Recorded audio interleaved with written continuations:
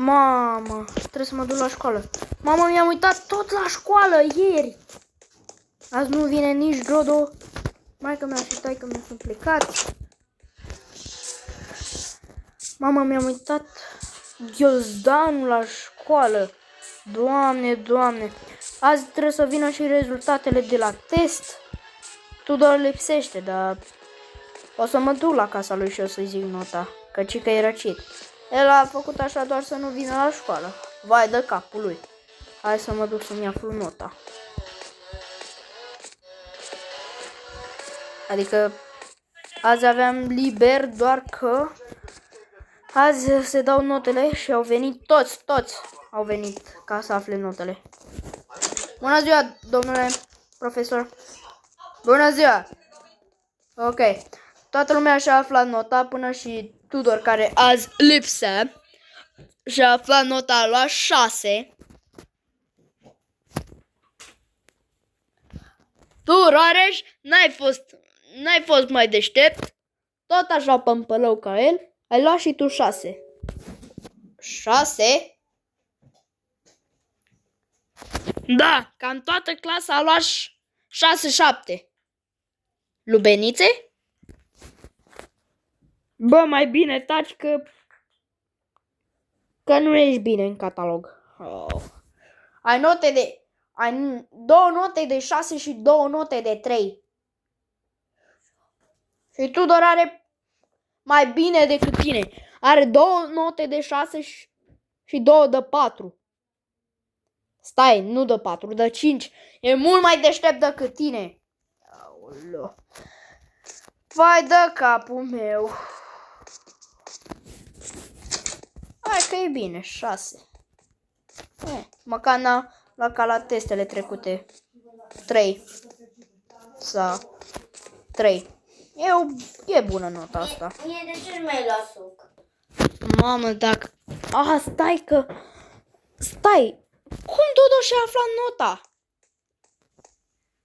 Stai că m-am uitat și a zis că azi nu vine la școală și nu și-a aflat nota. Mă duc să-i spun nota.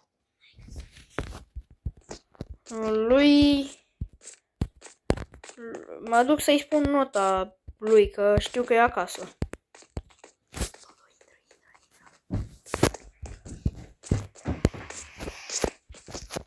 Ok, aici trebuie să aștept. Că știu că el e cam răcit și vine cam greu. Și maică-sa și taică-su sunt plecați în oraș. Și frații săi să ia pizza și mie s-au dus să-mi ia shawarma. Chiar dacă eu n-am frați. Ba da, am un frate, dar el e plecat în tabără de iarnă. What? Deci nu înțeleg nimic. Deci chiar nu înțeleg nimic.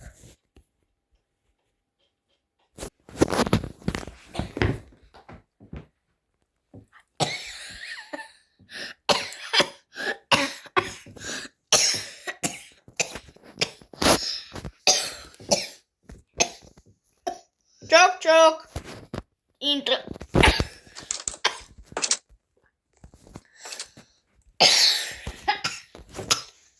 Dodo! Da. Unde ești? Sus.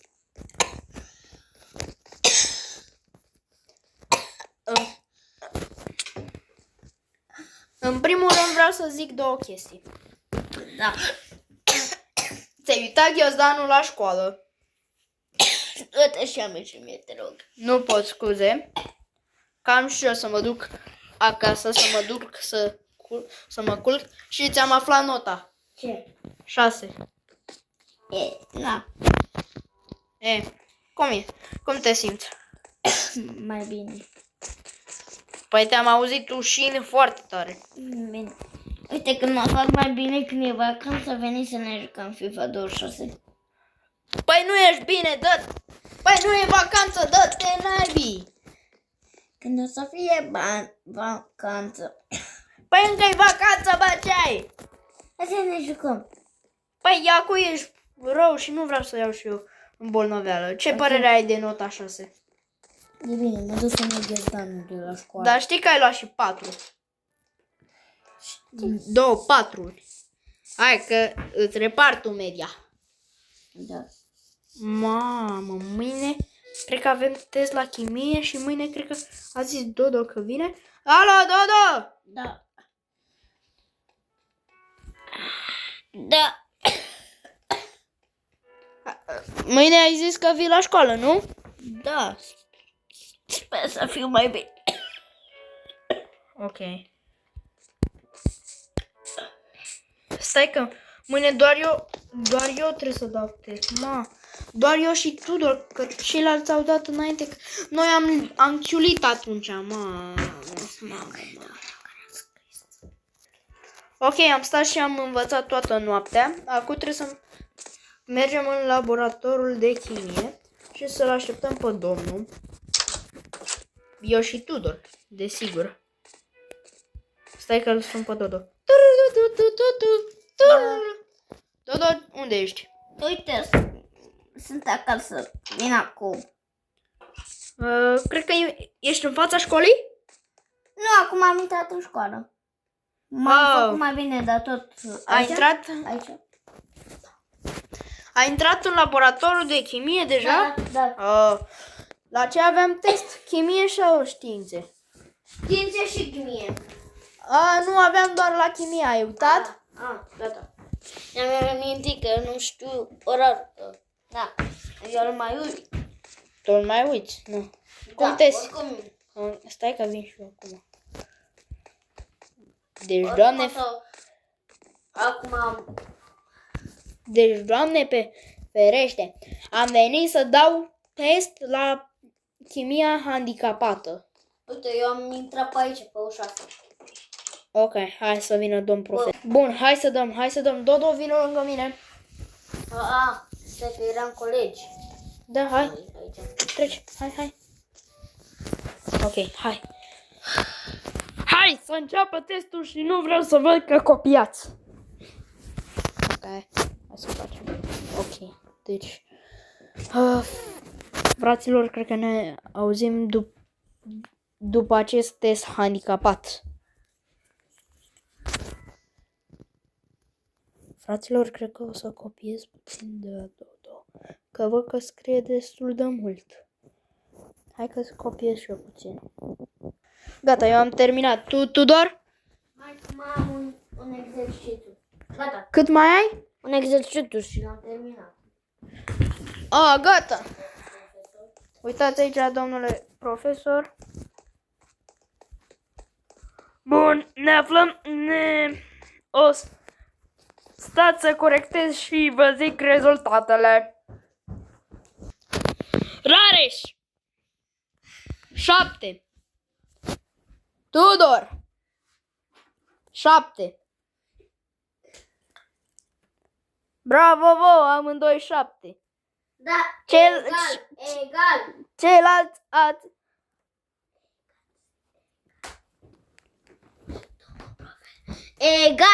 Egal. Aveți noroc că ceilalți au luat 6.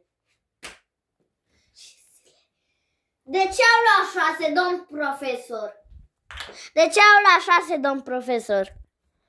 Pentru că au fost proști, n-au Păi n-au știut?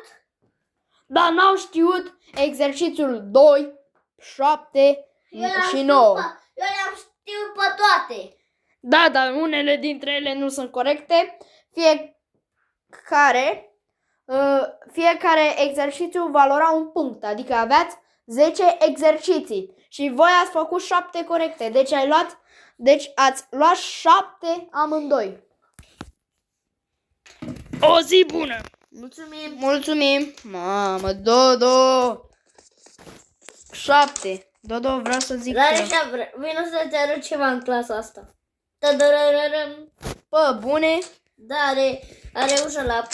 Bă, mi-ai închis ușa în nas. Hai! Vreau să zic ceva, Dodo. Zi. Eu am copiat la testul de la cum se numește? Numește. Chimie? Chimie, da. Am copiat de la tine și am luat aceeași notă, 7-7. Da, pe egal. Rareș, Da?